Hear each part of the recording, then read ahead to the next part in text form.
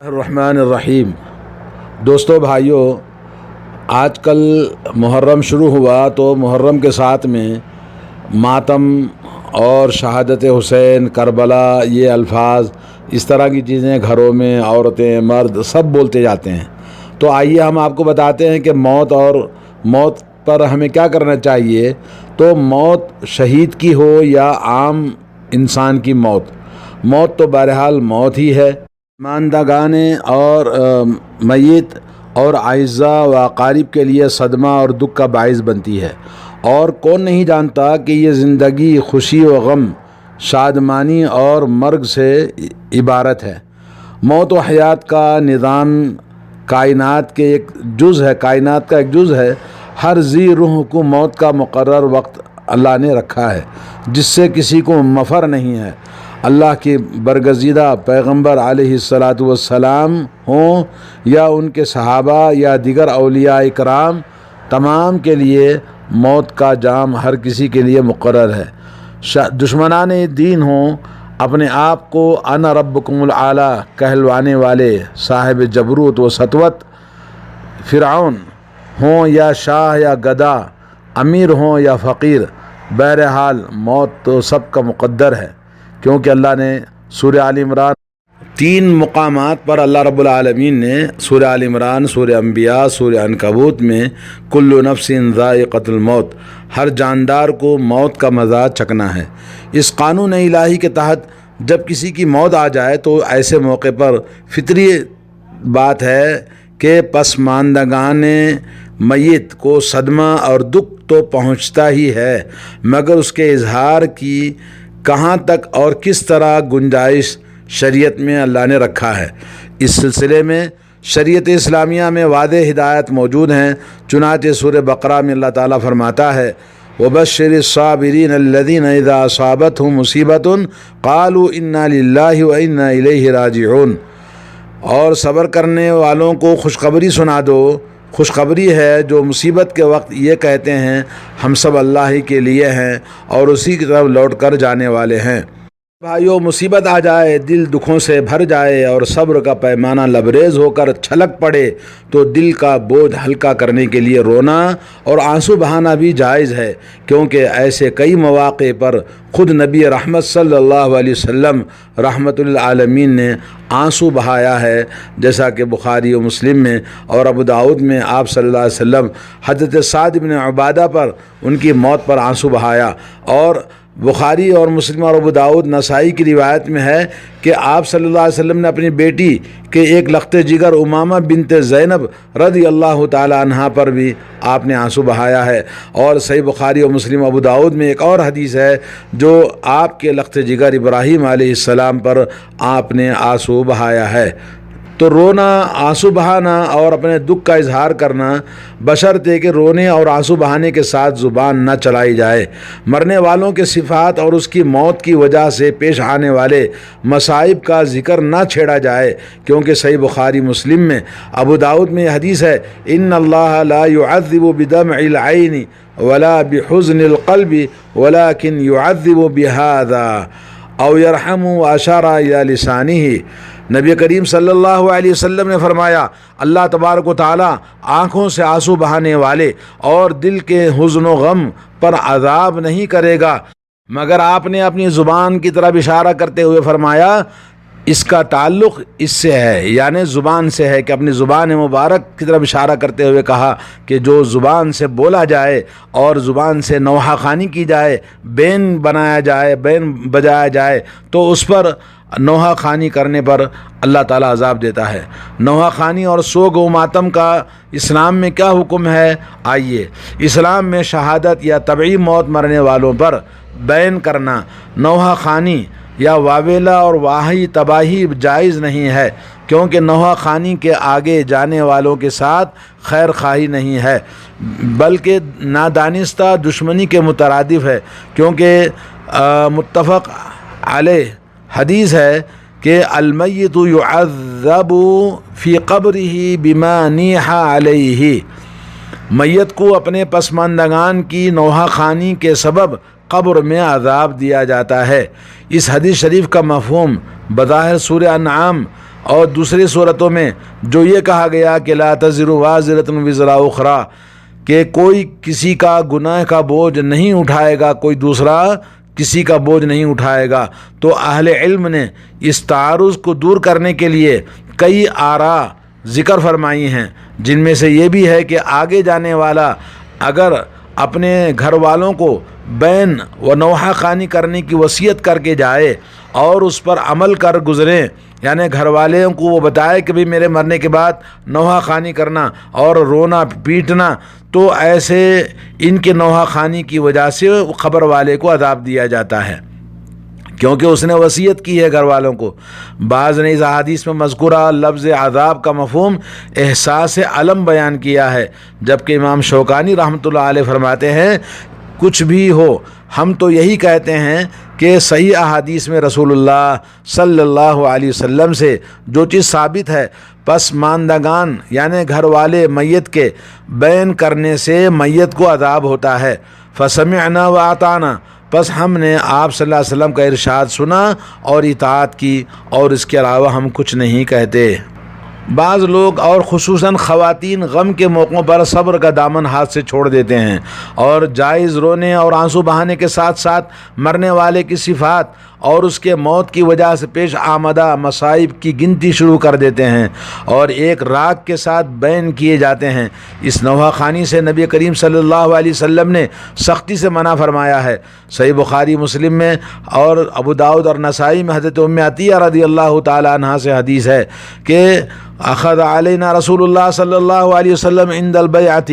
ہم سے بیعت لیتے وقت میں نبی کریم صلی اللہ علیہ وسلم نے یہ بھی عہد لیا تھا کہ ہم نوحہ خوانی نہیں کریں گی۔ اور ایک حدیث میں ہے کہ لوگوں میں دو باتیں ایسی ہیں جن کا ارتکاب کفر ہے، پہلی کسی کی نسب میں طعن کرنا یعنی خاندان پر کیچڑ اچھالنا، بولے تمہارا خاندان گھٹیا ہے، تم ایسی ہو تم ویسی ہو، جیسا کہ عام طور پر شوہروں کے اندر یہ بیماری پائی جاتی ہے۔ اور دوسری میت پر نوحہ خوانی کرنا، یہ صحیح مسلم صحیح بخاری کی حدیث ہے۔ دوستو بھائیو، جو لوگ کسی کے مرنے پر جوش غم میں ہوش کھو دیتے ہیں اور بیان کرتے ہیں نوحہ خوانی کے ساتھ ساتھ سر کے بالوں کو بکھیرنا، نوچنا، رخساروں کو پیٹنا، سینہ کوبی کرنا، ماتم کرنا، کپڑے پھاڑنا شروع کر دیتے ہیں، ایسے افعال کا ارتکاب کرنے والوں کے بارے میں اللہ کے نبی صلی اللہ علیہ وسلم کا ارشاد ہے لیس منا من ضرب الخدود وشق الجیوب ودعا بدعوى الجاہلیہ، جو اپنے رخساروں کو پیٹے، کپڑے پھاڑے، زمانے جاہلیت کی طرح نوحہ خوانی کرے، وہ ہم میں سے نہیں ہے، یعنی وہ مسلمان نہیں ہے ایسا کرنے والے۔ یہ حدیث صحیح بخاری مسلم اور دوسری کتابوں کے اندر موجود ہے۔ ایک حدیث میں حضرت ابو موسیٰ اشعری رضی اللہ تعالیٰ عنہ سے مروی ہے کہ ان رسول اللہ صلی اللہ علیہ وسلم بریء من السالقۃ والحالقۃ والشاقۃ، بے شک رسول کریم صلی اللہ علیہ وسلم بیان کرنے والی عورتوں سے، سر کے بال بکھیرنے والوں سے اور سر مونڈنے والے موت کے موقع پر اور کپڑے پھاڑنے والی عورتوں سے بری ہیں۔ سنن ابو داؤد کے اندر ایک حدیث ہے کہ حضرت صحابیہ نبی کریم صلی اللہ علیہ وسلم کے بارے میں کہتی ہیں کہ ہم سے عہد لیا تھا کہ ہم مصیبت میں نہ ہم نوچیں گے اپنے منہ کو، نہ واویلا کریں گی، نہ کپڑے پھاڑیں گے اور نہ بال بکھیریں گے۔ جی یہ حدیث بھی صحیح حدیث ہے۔ عورتیں چونکہ مردوں کے مقابلے میں کمزور ہوتی ہیں اور ان سے ایسے امور کا صدور ممکن ہونے کی بنا پر رسول اللہ صلی اللہ علیہ وسلم نے عورتوں سے خاص طور پر اس بارے میں عہد لیا ہے، اور اگر اس کے باوجود بھی کوئی عورت فرمان نبی علیہ الصلوۃ والسلام کی نافرمانی کرے تو ایسی عورت کے بارے میں نبی کریم صلی اللہ علیہ وسلم کا فرمان صحیح مسلم اور ابن ماجہ اور مسند احمد اور بیہقی میں ہے کہ نوحہ خوانی کرنے والی عورت اگر توبہ کیے بغیر مر گئی تو قیامت کے دن وہ اس حالت میں اٹھائی جائے گی کہ آتش گیر یعنی آگ پکڑنے والا چخماق کی قمیص پہنی ہوگی اور اسے خارش کے زرہ پہنائی جائے گی، یعنی وہ لباس جس چخماق کا یعنی ڈامر کا، اور اسی طرح سے وہ لباس جو خارش والا ہوگا جو فوراً اس کی جسم کو چمٹ لے گا اور اس کے خارش کی وجہ سے اور اس کے عذاب کی وجہ سے وہ لباس کی وجہ سے بڑی تکلیف اٹھائے گی۔ مسند احمد میں ہے کہ پھر اس آتش گیر مادے کے اوپر آگ کے شعلے کی زرہ پہنائی جائے گی۔ دوستو بھائیو، شریعت اسلامیہ ہر معاملے میں چونکہ اعتدال پسند ہے، وسطیہ یعنی درمیانی راہ اختیار کرتے ہیں، اس میں نہ خوشی کے موقع پر حد اعتدال کو پھلانگنا جائز ہے اور نہ ہی کسی کی موت کے سوگ منانے پر لگائی گئی حدود اور پابندیاں توڑنا جائز ہے۔ ایسے موقع پر عورت کی طبیعت کا لحاظ رکھتے ہوئے اسلام نے اس کے لیے شوہر کے سوا ہر عزیز کی موت کے موقع پر صرف 3 دن سوگ منانا جائز ہے، چاہے ماں ہو، بہن ہو یا کوئی بھی عزیز ہو۔ البتہ اگر کسی کی میت ہو گئی تو بیوی کے لیے جائز ہے کہ وہ 4 ماہ 10 دن سوگ منائے، جیسا کہ قرآن کریم میں اللہ رب العالمین نے حکم دیا۔ ان ایام میں سوگ یعنی عدت گزارنے کا مطلب یہ ہے کہ وہ زیب و زینت نہ کرے گی، نہ زیورات اور خوش نما بنائے گی، اور ریشمی کپڑے اور بھڑکیلے کپڑے نہیں پہنے گی، اور نہ ہی خوشبو لگا کر محفلوں میں جائے گی، نہ مہندی لگائے گی اور نہ سرما لگائے گی، کیونکہ رسول اللہ صلی اللہ علیہ وسلم کا صحیح بخاری مسلم میں حدیث ہے، کوئی عورت 3 دن سے زیادہ سوگ نہ منائے سوائے شوہر کی وفات کے موقع پر، اس پر 4 ماہ 10 دن سوگ منانا ہے، اور رنگین کپڑے نہ پہنے سوائے یمنی چادر کے، یعنی سادہ کپڑے پہنے، اور نہ سرما لگائے اور نہ ہی خوشبو استعمال کرے سوائے اس دن کے جس دن وہ غسل حیض سے فارغ ہو تو عود وغیرہ کے بخور یعنی استعمال کر سکتی ہے، یعنی ضرورت پڑنے پر اگر کوئی بدبو دور کرنا ہے تو وہ خوشبو کی چیز استعمال کرے، کوئی بات نہیں ہے۔ امام نووی رحمۃ اللہ علیہ نے بقول یہ بخور کا مطلب یہ ہے، خوشبو کے مطلب یہ ہے کہ محض خون کے جاری رہنے سے جسم میں پیدا ہونے والی بدبو کو دور کرنے کے لیے خوشبو استعمال کرتی ہے تو جائز ہے۔ ابو داؤد نسائی میں یہ حدیث ہے کہ وہ مہندی اور خضاب نہ لگائے، اور نسائی میں ارشاد نبوی ہے کہ لا تم تشت، اور وہ کنگھی بھی نہ کرے، یعنی چھوٹی ووٹی ڈال کے خوب بالوں کو سجا کر نہ رہے۔ یہ احکام صرف عورتوں کے ساتھ خاص ہیں، اس لیے کہ وہ معاشرے میں کمزور دل والی ہوتی ہیں اور گھروں کے اندر ان کی عادت ہوتی ہے بین کرنا اور نوحہ کرنا، اور وہ بے صبری ہو کر زبان سے الٹی سیدھی باتیں کرنا، اور وہ بھی عام عزیزوں کی نسبت صرف 3 دن، یعنی شوہر کے لیے 4 ماہ 10 دن تک، باقی تمام عزیزوں کی موت پر صرف 3 دن تک سوگ منا سکتی ہیں، اور مردوں کے لیے ان امور میں سے کوئی ایک بھی چیز ان کے لیے جائز نہیں ہے سوائے دل کے غم اور آنکھوں سے آنسو بہانے کے علاوہ۔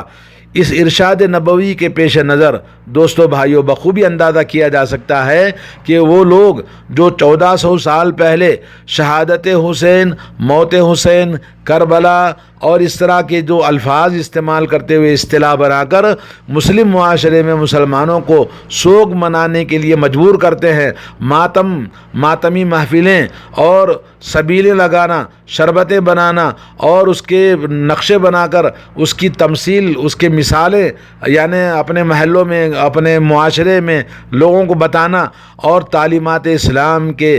خلاف جو کچھ بھی ہنگامہ اس محرم کے مہینے میں کیا جاتا ہے، یہ